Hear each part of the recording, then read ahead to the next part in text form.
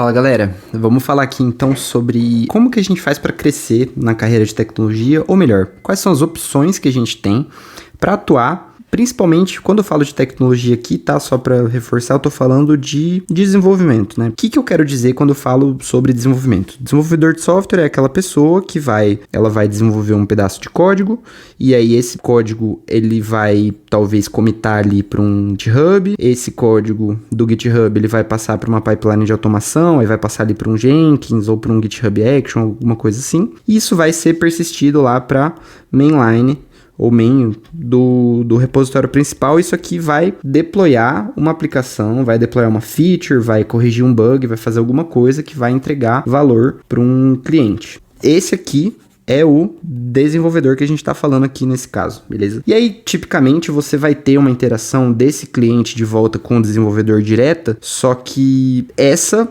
interação ela é provavelmente feita, na verdade, por um time que vai ser daí o time de go-to-market, ou vai ser um time de negócio, de business, sei lá. Que vai ser o time de tech business, digamos assim. Essa galera aqui vai ter que fazer, ser uma camada de tradução das vontades e necessidades do cliente para o time de desenvolvimento. E pode ser até que você tenha aqui uma pessoa responsável, né, um líder técnico, um tech lead, que vai ser responsável por pegar todas essas demandas aqui do time de negócio, e aí colocar aqui, tipo, essas demandas, né, numa ordem de prioridade e dizer, tipo assim, cara, o que deve ser entregue, quantos desenvolvedores a gente tem aqui no nosso time de dev, qual a senioridade de cada um, pra gente poder alocar aqui o esforço e dizer, tipo assim, bom, dessas prioridades aqui, na verdade, eu vou conseguir entregar nessa sprint a primeira e a segunda tarefa, né? Essas tarefas podem ser coisas diversas, podem ser correção de bugs, pode ser uma feature nova, né? E bug e feature, acho que se vocês estão familiarizados com esse termo, basicamente seria tipo assim, eu queria que o botão, quando eu apertasse ele fizesse uma animação diferente, é uma feature request. Eu queria não ter a página quebrada quando eu recarregasse ali o meu carrinho, por exemplo, né? Sei lá, aplicações diversas, essas são as demandas que vão chegar. E esse aqui é o fluxo de trabalho simples, assim, de um time de desenvolvimento, tá? Pensando nesse fluxo de trabalho, é que a gente começa a pensar, então, na carreira. Então, eu tenho aqui a figura do desenvolvedor, né? E aí, nas empresas de tecnologia, geralmente você tem alguns níveis. Você começa como júnior, e aí você vai ganhando experiência, você vai acumulando ali alguns conhecimentos, e de júnior você pode evoluir para pleno. Ou, em inglês, a galera chama de mid-level. O júnior, digamos assim, ela é a pessoa que acabou de entrar no mercado de trabalho, ela precisa de ajuda para entender os conceitos fundamentais ou para, como resolver problemas. E o profissional pleno já é aquele cara ou aquela pessoa, digamos assim, né? Aquele cara é difícil. Aquela pessoa que já tem capacidade de conseguir resolver problemas fim a fim. Ele ainda precisa de um direcionamento para como resolver esses problemas e quais as tecnologias que ele vai utilizar, qual é o approach que ele vai ter. Talvez ele não tenha, assim, tanto um enfoque muito grande em system design, mas ele tem um enfoque maior em entregar as features que é passado para ele, tá? E aí eu diria que, em termos de tempo, a gente teria ali de 0 a 2 anos, talvez a pessoa pode ficar ali num cargo como júnior, mas assim, esse tempo aqui também ele varia muito com relação às experiências que você conquista, com as coisas que você fez antes, durante o seu emprego e o que você estuda também, tudo isso varia muito, tá? Mas essa aqui é uma faixa típica que você pode ainda estar encaixado ali como júnior, e aí aqui do pleno, mid-level, talvez uma pessoa com pelo menos 1 ano de experiência para até aí uns 3, 4, 5 anos até, quando você vai estar nesse nível, mas de novo, também varia muito de como que você conquista e como que você desenvolve as suas experiências, então assim, não é demérito para ninguém estar num cargo, num nível pleno, mid-level, com 5, 10 anos de experiência, porque o que conta realmente é como você consegue entregar e resolver problemas, né, e se você tá feliz ali também, tá, só pensando mais assim, como evoluir na carreira do que tem disponível, beleza? Fechou. Estou como pleno, estou como mid-level. A próxima categoria que você pode alcançar é a tão famosa categoria de sênior, correto? Mais ou menos. Algumas empresas, elas resolvem dividir. Então, pode ser que o cargo de um desenvolvedor sênior já seja um cargo que já está mais voltado aqui para, vamos colocar direita e esquerda, né? Para o que a gente chamaria de uma carreira em Y, que seria o seguinte: aqui você vai atingir o cargo de sênior, e daí sênior, cara, tem uma famosa coisa na internet aí sobre o sênior de 2 anos, mas vamos colocar aqui que o cara se dedicou demais e, cara, fez uma faculdade criatividade brilhante e se envolveu com projetos absurdos e faz freelance, enfim. O cara com 2 até, digamos assim, uns 7, 10, sei lá, cara. Eu já vi um sênior com 20 anos de experiência e é simplesmente porque ele não quis passar dali. Ele ganha um salário ótimo, ele já trabalhou com, tipo assim, todas as tecnologias que você pode imaginar, ele literalmente tá trabalhando com software faz mais de 20 anos, né, um colega de trabalho meu atualmente. Ele falou assim pra todo mundo, cara, eu quero ser um desenvolvedor sênior, eu quero fazer as coisas que um sênior faz e isso aqui é o que eu gosto de fazer, tá? Então, quando você pensa no cargo sênior, né, talvez seja aquela pessoa que vai conseguir resolver problemas de uma forma bastante autônoma, ele vai pegar coisas que são passadas pra ele lá do business, lá do negócio, né, então talvez um requisito, um bug de um cliente ou um projeto novo que o próprio time de tech business aqui passou pra ele, e esse cargo aqui, ele já vai ser responsável por implementar soluções fim a fim. Então o sênior, ele tá muito aqui dentro desse termo fim a fim, né, de execução das coisas, e não importa muito qual é a tecnologia que está sendo utilizada, ele vai se virar para descobrir, e ele vai saber quais são as fraquezas dele também, para poder pedir para as pessoas corretas o auxílio que ele precisa para conseguir desenvolver aquilo e entregar até onde ele precisa entregar, sabe? Ele vai também pensar bastante em performance, ele vai pensar em monitoramento, ele vai enxergar o problema como um todo de uma forma bastante ampla, tá? Então, digamos que você pode ter esse salto aqui nessa metade mais técnica, né? Quando você pensa assim nos cargos que você pode ocupar.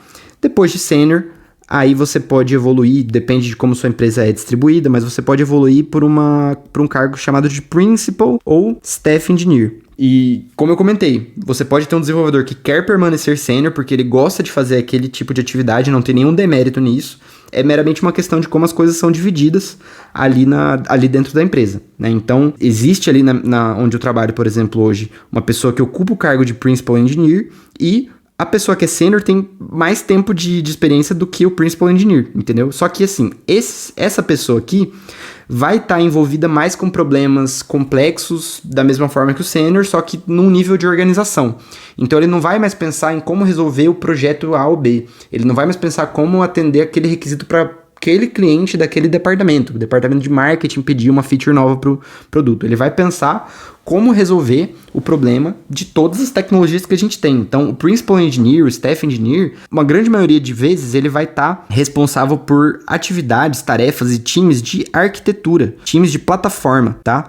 Porque esse aqui é um tipo de cargo que vai possibilitar que todos os outros desenvolvedores da empresa possam trabalhar de uma forma mais eficiente. Então, esse é aquele cara que vai ser aquele guruzão, assim, que vai ser talvez, tipo, a pessoa que vai pensar nos problemas de tecnologia como um todo, mas ele ainda segue aqui um cargo bastante técnico. Se você tá nesse estágio aqui da sua vida, da sua carreira como desenvolvedor, e na verdade você pensa aí para um lado um pouco mais de gestão, você pode vir aqui pensar em você mesmo como um tech lead ou um team lead. Tá? Essa divisão ela pode ser feita dessa forma, pensando na carreira que tem aqui um formato mais ou menos de um Y, né? Se for para pensar aqui, assim, é como se fosse um Y, beleza? Só que existem empresas que o Tech Lead, na verdade, ele ocupa um cargo aqui entre o Sênior e o Principal, tá? Porque aí são atribuições diferentes. A Tech Lead que eu tô falando seria a pessoa responsável aqui, ó, que, como eu tô comentando, por talvez distribuir os story points e negociar aqui com o time de business como que a gente vai fazer para organizar, ordenar essas entregas. Então, você pode ter alguém que se chama como PO na sua empresa, se você trabalha ali com Scrum e tudo mais, que faz o cargo...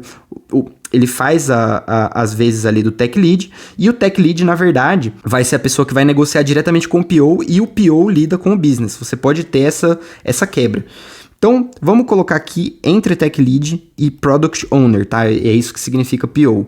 Seria aquela pessoa que vai ser responsável, vai ser dona de um ou mais produtos, tá? Então, é aquela pessoa que vai gerenciar um time. Então, vamos supor, aqui você pode ser aqui, esse cara aqui é o coordenador, tá? De um time. E essa pessoa aqui, ele vai ser, tipo, talvez um gerente de projetos. Só que eles estão em áreas similares. Então, depende muito da empresa como que isso aqui vai funcionar, beleza? Só que o ponto é, nesse estágio aqui, em termos de faixa salarial, é equivalente, tá? Então, tipo assim, um Product Owner vai ser aquela pessoa que vai ter que ter as habilidades muito mais voltadas para fazer os projetos acontecer, para entender as demandas de negócio e blindar os desenvolvedores de terem que ter esse contato direto para que o time seja mais produtivo como um todo. E aí, a partir desse cargo aqui, você pode continuar seguindo assim o Y aqui, para ocupar um cargo daí de gerente de área, e eventualmente você pode, de gerente de área, você pode ocupar um cargo de vice-presidência, daí você pode, sei lá, ser o vice-presidente de tecnologia, o CTO, sei lá. Tá com um pouco de diferença aqui em termos da altura, mas você tem que pensar que, assim, o Principal Engineer que eu coloquei aqui, né, só para não dividir em vários pequenos nomes, o Principal Engineer, ele tá no mesmo nível de importância, digamos assim, do que um vice-presidente, porque em termos de salário, em termos de compensação, bônus, praticamente a mesma coisa, né, que eles estão envolvidos, a complexidade de problemas que essas pessoas têm que desenvolver são muito parecidas, só que são em escopos diferentes, tá? Então o vice-presidente está muito mais preocupado com a parte de negócio e o principal engineer está muito mais preocupado com a área de tecnologia. Mas em via de regra, é isso aqui que vocês vão ver nas empresas. Tem variações, tem nomes diferentes para cargos diferentes, tá? Como eu comentei, um tech lead pode estar muito mais aqui, ó, desse lado, tá? Então eu vejo empresas que o tech lead, por exemplo, ele é uma pessoa que faz muito código ainda, então ele é um senior mais aqui, digamos, né? E aí o PO tá desse lado aqui da área de gerenciamento. E existem empresas que, inclusive, você não precisa ter sido júnior e pleno para ocupar um cargo de PO técnico aqui, tá? Então, Technical PO você vai ver também por aí. O Technical PO, na verdade, ele é uma pessoa que vem lá do negócio, só que ele tem algumas skills de desenvolvimento de software no nível de entender como as coisas são feitas, que vão possibilitar ele também de gerenciar um time. Então, tudo depende de como é a empresa, como a empresa está estruturada. Só que isso aqui eu acho que já pode dar para vocês uma visão um pouco mais ampla de como que esse trabalho aqui, esse dia a dia aqui, ó, que eu coloquei aqui nesse diagrama lindo que eu desenhei, risadas, como que esse dia a dia aqui pode funcionar de uma forma mais produtiva. Porque pensa, se o cliente vem e fala, eu queria que esse botão aqui tivesse posicionado, ele não vai te dar todos os requisitos técnicos para implementar isso. Então o desenvolvedor de software ele vai ficar talvez muito ocioso para o que ele sabe fazer, que é desenvolver código, tentando entender o que o cliente quer. E às vezes o cliente pede um mundo de coisas e o desenvolvedor fala, pô, beleza, então vamos sair fazendo. E começa a fazer um projeto de 6 meses, quando que, na verdade, se você pudesse ter negociado com o cliente a entrega em fases daquilo, o desenvolvedor poderia estar sendo muito mais produtivo entregando coisas a cada 2 semanas, a cada 1 mês, sei lá. Então é por isso que existe essa separação e essa, tipo, digamos assim, blindagem aqui, né? Do cliente, do que o cliente espera aqui, das features que ele vai ver aqui da aplicação para o desenvolvedor, beleza? E eu espero que com esse vídeo também vocês consigam ter uma visão mais ampla do que dá para fazer, e o que vocês podem estudar, o que vocês podem focar na vida de vocês, porque vocês estão, sei lá, trilhando a carreira de vocês nesse momento, e em todos os momentos, né? E eu espero que esse vídeo tenha ajudado vocês. Se ajudou, que bom, fico feliz. Um beijo para todo mundo e até a próxima.